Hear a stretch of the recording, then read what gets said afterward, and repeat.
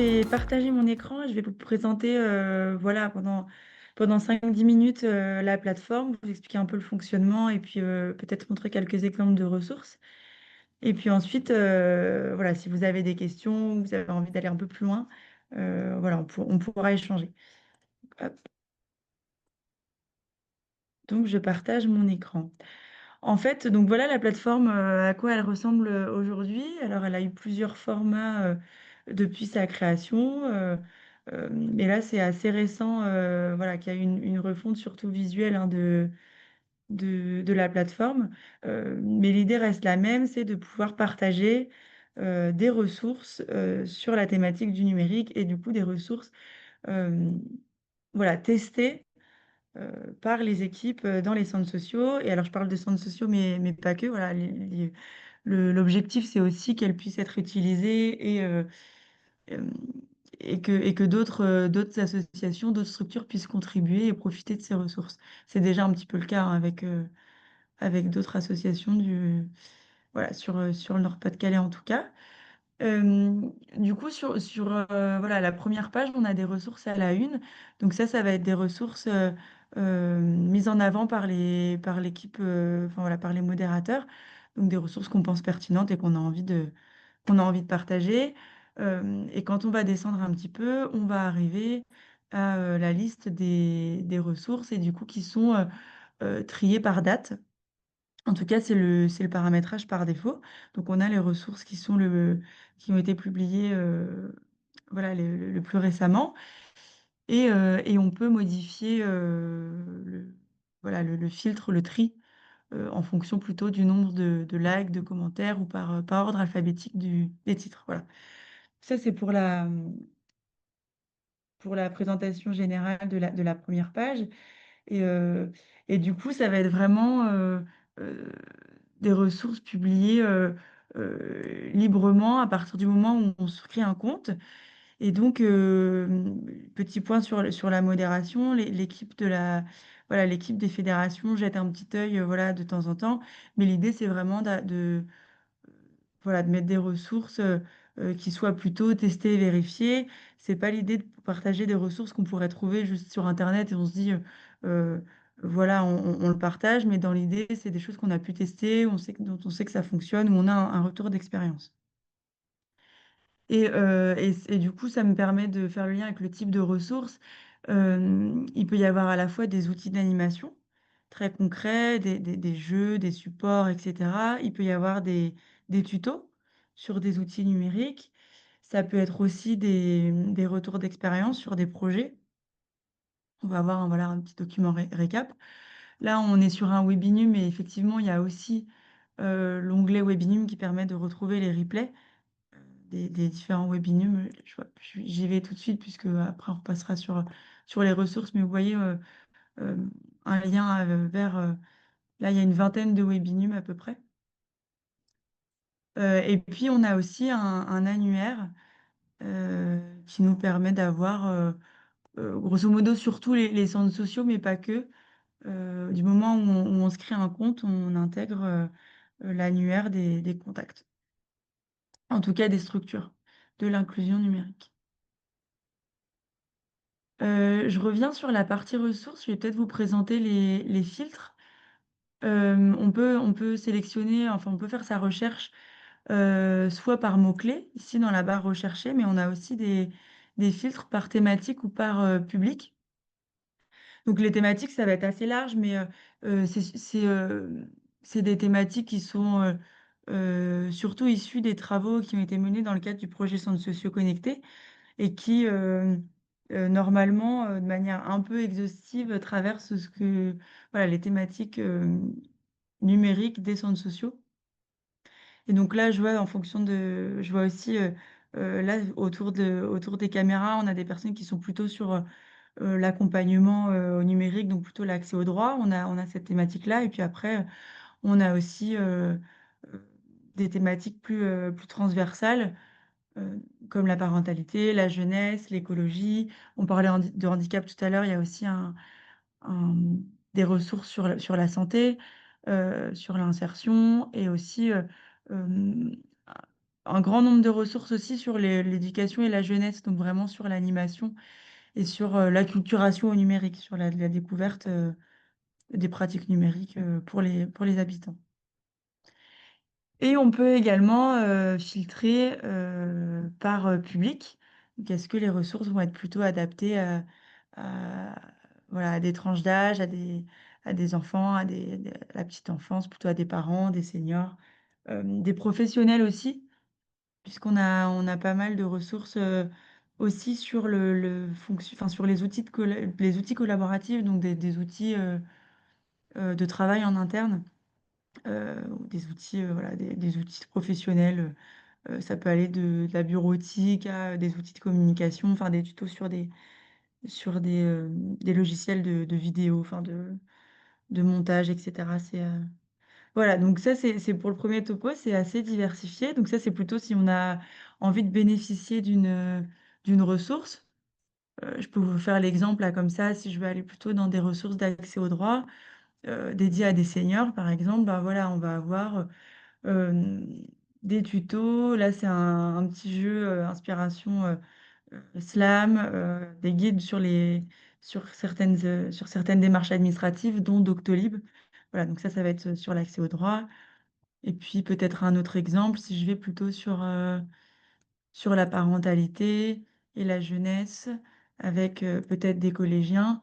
Voilà, là, on va avoir plutôt des jeux autour de la prévention des écrans ou autour du ludique. Euh, Là, on retrouve le webinaire sur le sport et le numérique, des jeux sur les arnaques en ligne. Enfin voilà, tout un panel de ressources. Et il y a aussi la fonction, enfin la fonction, l'idée c'est que c'est une plateforme collaborative, donc on bénéficie de ressources, mais on peut aussi en partager, et c'est tout l'idée de la faire vivre, notamment, alors là je parle plutôt sur la partie Nord-Pas-de-Calais, mais c'est vrai que le projet Centres sociaux connectés touche à sa fin, donc l'idée c'est que cette plateforme elle puisse vivre et que du coup les centres sociaux et les autres partenaires puissent euh, aller, euh, aller contribuer à cette plateforme en ajoutant des ressources. Et du coup, le seul prérequis pour diffuser une ressource, ça va être de se créer un compte. Euh, Il y a pas de vérification, enfin, il peut y avoir des vérifications, mais en tout cas, il y a pas de validation de la ressource avant qu'elle soit publiée. Et du coup, c'est pour ça qu'il y a la création du compte permet quand même d'avoir un premier filtrage. euh, pour essayer d'avoir quand même des ressources de qualité. Et, euh, et voilà, mais l'idée, c'est quand même que ça soit plutôt simple de contribuer pour qu'il y ait, enfin voilà, lever un maximum de freins et qu'on puisse avoir un maximum de ressources sur la plateforme. Et donc là, je vais juste montrer rapidement le formulaire. Alors moi, je suis déjà connectée avec mon compte, hein, c'est pour ça que j'arrive directement sur cette page-là. Mais sinon, l'idée, c'est de la création d'un compte voilà, très simple avec un mot de passe. Voilà. Et donc là, c'est un formulaire de saisie d'une fiche. Alors, c'est vraiment normalement pas très compliqué. Là, vous avez le petit carré info est réservé aux administrateurs parce que je suis administratrice voilà, sur la plateforme, mais du coup, vous n'aurez pas cet encart-là. Et puis derrière, l'idée, c'est d'aller trouver un nom à la ressource, d'aller indiquer votre centre social. On peut mettre le contact, c'est facultatif, mais ça peut aider si on a besoin. Voilà, on se dit qu'il y a une ressource qui nous intéresse, un retour d'expérience, on a envie d'en savoir un peu plus sur comment elle a été testée, elle a été utilisée dans la structure, et là, on peut mettre un contact pour aller chercher plus d'infos. Ensuite, on va avoir voilà, des champs à cocher qui correspondent au filtre hein, de recherche, donc sur le public concerné, sur la thématique, sur le type de ressources. Euh, et ensuite, on va aller vers plutôt les champs de description. L'idée, c'est d'avoir une description courte pour voir en quelques mots ce qu'est la ressource. Et puis ensuite, des mots-clés pour faciliter la recherche. Et ensuite, des champs pour intégrer les fichiers.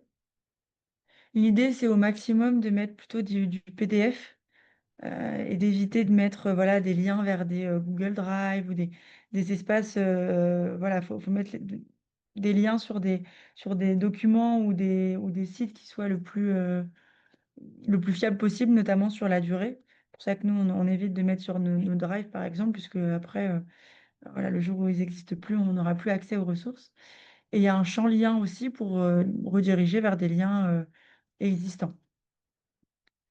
Ça, c'est, et après, on valide et voilà. Normalement, c'est vraiment simple et ça donne une fiche. Je ne suis pas rentrée tout à l'heure dans le détail d'une fiche, mais du coup, si je vais par exemple à un outil sur l'utilisation du fond vert, euh, ça va donner une fiche comme ça avec un petit pop-up à droite là pour aller télécharger les documents. Et puis comme le formulaire, voilà, le nom de la ressource, des structures qui ont créé cette ressource, la description avec une description courte là en premier paragraphe. Et puis ensuite, on a aussi, là, c'est les ajouts de la dernière version de la plateforme ressources et qui a la possibilité d'interagir, donc de mettre des likes sur des ressources, voilà. Et puis de mettre aussi des commentaires si on le souhaite. Ça peut être des commentaires, voilà, juste pour dire c'est chouette ou ben, nous, on l'a utilisé dans ce contexte-là, des propositions d'amélioration, des suggestions. Éventuellement, s'il y a des coquilles, ben voilà, le dire attention, ça peut-être que c'est obsolète et ça mériterait d'être mis à jour. Et puis une fonction favori pour retrouver vraiment sur votre compte vos ressources voilà, que vous voulez garder en mémoire et sauvegarder pour une utilisation prochaine ou avoir vraiment votre bibliothèque de ressources selon vous, votre utilisation au quotidien. Voilà, je pense que j'ai fait un peu le tour de la plateforme. Oui, alors Euh, j'ai ouais, laissé un petit j'ai message posé dans le chat. Voilà, si jamais vous des- avez des questions, n'hésitez pas à prendre un peu de temps pour écrire votre question ou simplement à prendre la parole. On pourra comme ça interagir avec vous directement sur si vous avez des questions un peu particulières ou des choses que vous souhaitez trouver que vous n'avez pas forcément trouvé par vous-même. On pourra peut-être essayer de faire un petit jeu de pistes pour trouver une ressource particulière en fonction de vos besoins. Donc Je, n'hésitez pas. voilà, j'ai laissé je laisse le partage d'écran pour qu'on puisse aller fouiller un petit peu, mais du coup, si jamais vous voulez interagir ou lever la main, Voilà. Vous pouvez, s'il y a des questions.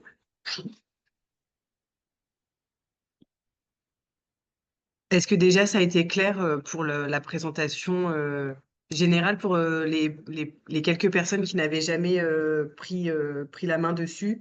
Je pense qu'au moins ça vous a permis d'ouvrir un petit peu les portes des filtres et de comment retrouver une ressource en fonction d'un atelier à thématique que vous souhaitez mettre en place.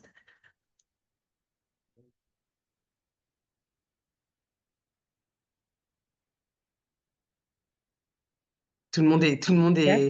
est silencieux. Peut-être Ah oui, alors du coup, on si commence. Voilà, il y a Fanny qui nous dit qu'elle s'en sert déjà et que voilà, c'était très clair pour ton explication, Chloé. Et Manel et également qui nous dit que c'est clair pour elle.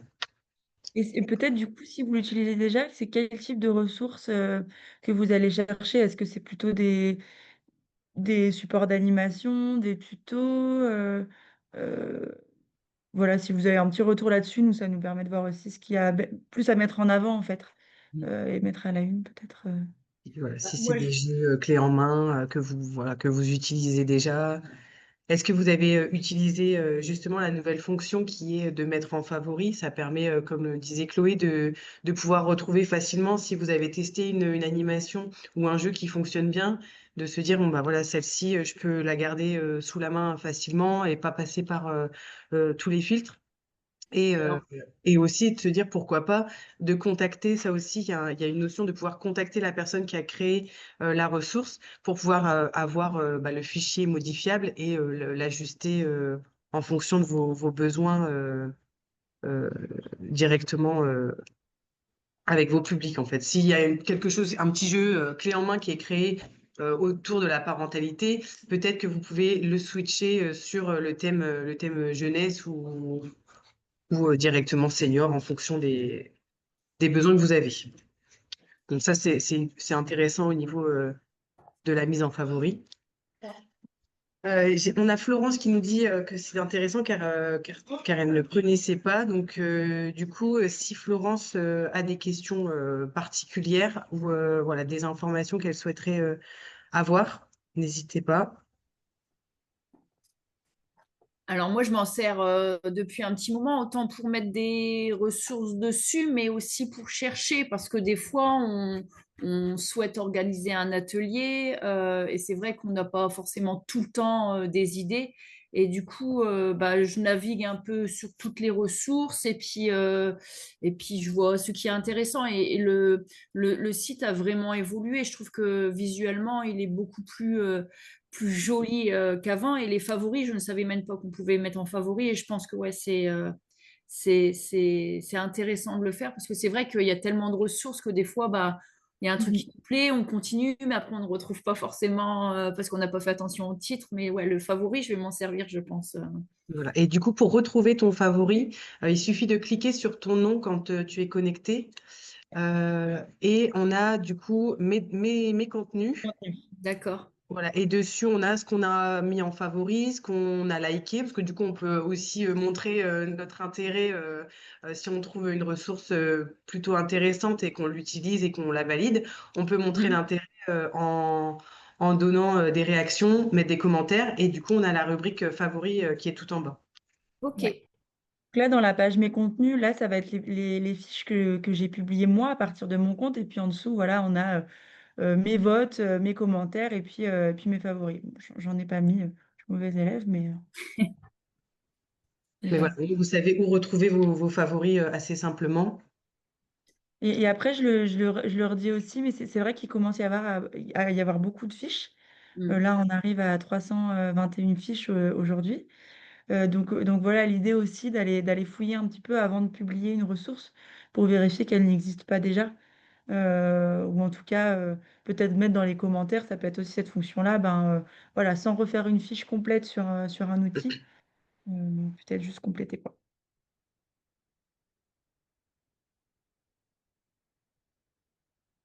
Est-ce qu'il y a d'autres réactions? Bah, moi, je rejoins Fanny, pareil, également, je l'utilise pour mettre des ressources, mais également aussi pour faire des recherches sur les thématiques, enfin, pour animer les ateliers.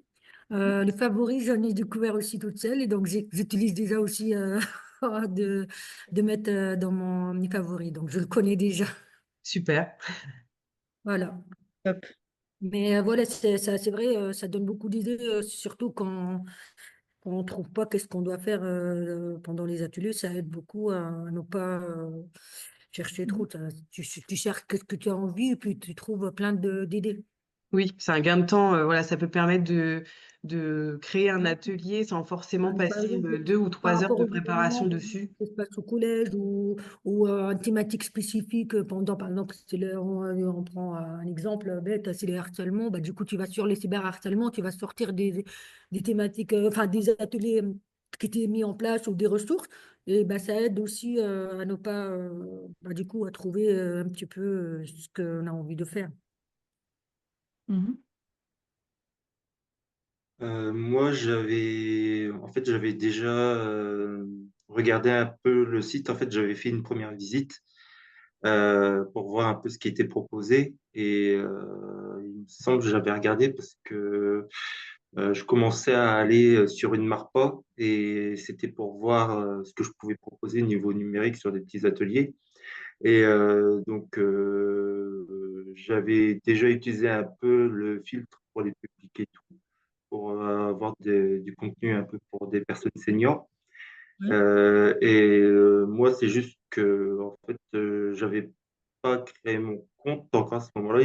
Donc, je pense là juste créer mon compte pour pouvoir mettre en favori tout ça. Mais ouais, donc, j'avais fait une première visite et j'avais trouvé ça intéressant tous les filtres pour pouvoir parce que c'est vrai que commence à y avoir beaucoup de fiches. Donc, Ouais, c'est ça. quand on arrive, qu'on voit 300 fiches, on se dit, est-ce que je vais réussir à trouver ce que je cherche?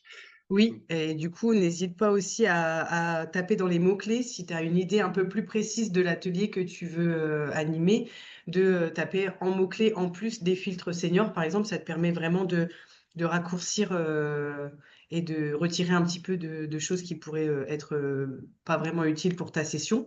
Mais du coup, voilà, de cumuler et la recherche et les filtres, ça peut te permettre de trouver des choses un peu plus pointues pour ton atelier.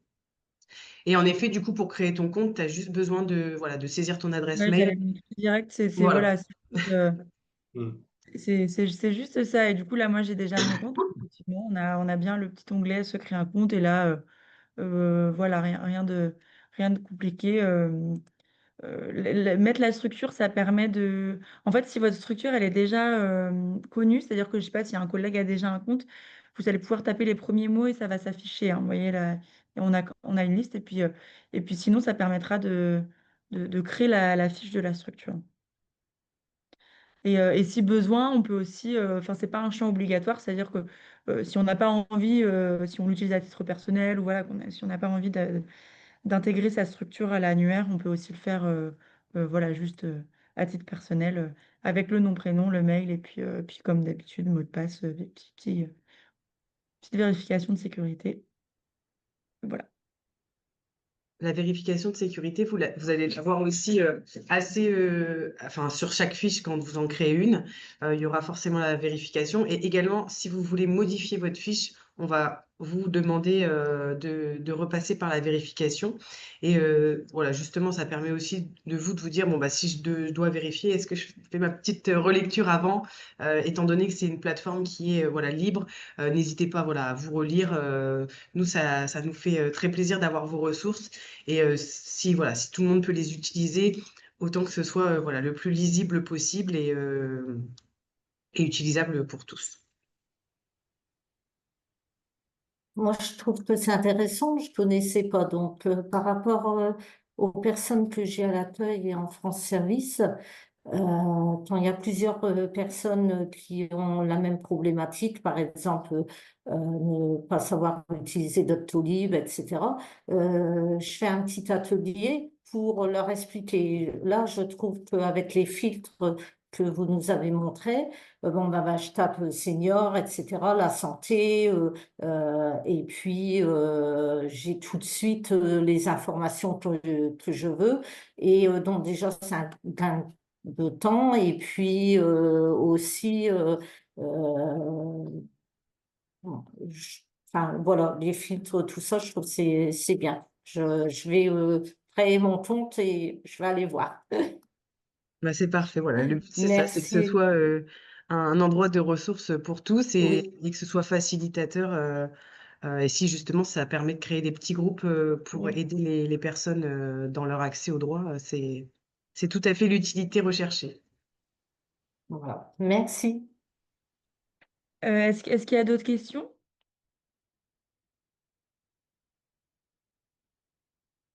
Voilà, on avait prévu 1 heure, mais si c'est clair et que vous n'avez pas d'autres questions, je pense qu'on va s'arrêter là. Euh, je sais pas ce que tu en penses, Voilà. Sandra. Juste, je refais un petit point d'honneur à si, voilà, pour être sûr que vous avez bien rempli la feuille enfin, le petit questionnaire Oui. d'émargement, voilà, ça nous permet, nous, de valider le webinaire d'aujourd'hui. Hop, je vais juste remettre le lien, comme ça on l'aura en bas. Et si vous avez des questions avant que voilà qu'on mette fin à la présentation, c'est maintenant parce qu'on va pas vous retenir plus longtemps. Si c'est clair pour tout le monde, ça vous a permis et que ça vous a permis de faire un point et sur l'utilisation, on va vous laisser reprendre vos occupations. Voilà, donc si vous avez des questions, c'est maintenant. N'hésitez pas soit à faire la petite main levée si vous voulez prendre la parole. Hop, pardon, il y a juste une petite erreur sur le lien. C'est celui-ci pour émarger. Hop, je vais enlever pour nous.